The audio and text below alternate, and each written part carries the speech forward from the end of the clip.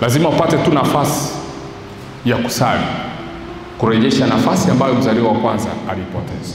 Huwa ni vigumu sana kufanikiwa kwenye familia ambayo mtoto wa kwanza hajafanikiwa. Huwa ni vigumu. Haimaanishi kwamba hauwezi ukafanikiwa. Utafanikiwa, lakini cha moto utakiona. Unajua ni kwa nini? Ni kwa sababu unataka ufanikiwe kwenye familia ambayo daraja lililotakiwa kujengwa ili ulipite, unakuta hilo daraja halijajengwa. Inakubidi sasa wewe ndio ujenge hilo daraja upite pale ambapo yule dada yako wa kwanza au kaka yako wa kwanza alitakiwa kupita. Unakuta sasa lile daraja bado halijajengwa. Unaanza upya kulijenga lile daraja.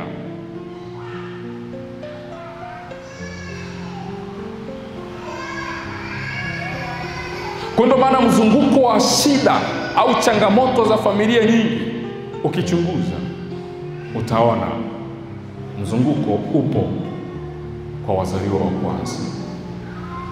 Angalia kwenye ukoo wenu watoto wa kwanza. Na kuna maombi unatakiwa usali sana ili uweze kufanikiwa, hasa pale unapokuta familia yenu wa kwanza alianguka. Unaweza ukapambana sana kwa kila kitu, lakini historia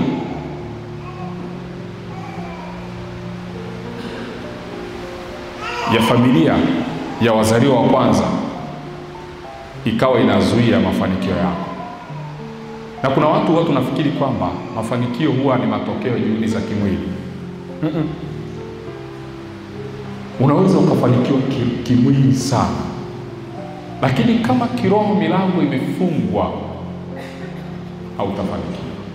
hautafanikiwa hata kidogo.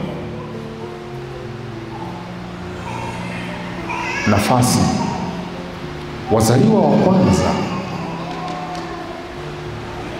ambacho shetani anakitafuta kwao ni kupoteza ule urithi. Ndio maana Adamu alipoteza nafasi ya kwanza. Ilimbidi Mungu amlete Yesu Kristo arudishe ile nafasi aliyoipoteza Adamu. Ndio maana Adamu anaitwa Adamu wa kwanza, Kristo anaitwa Adamu wa pili.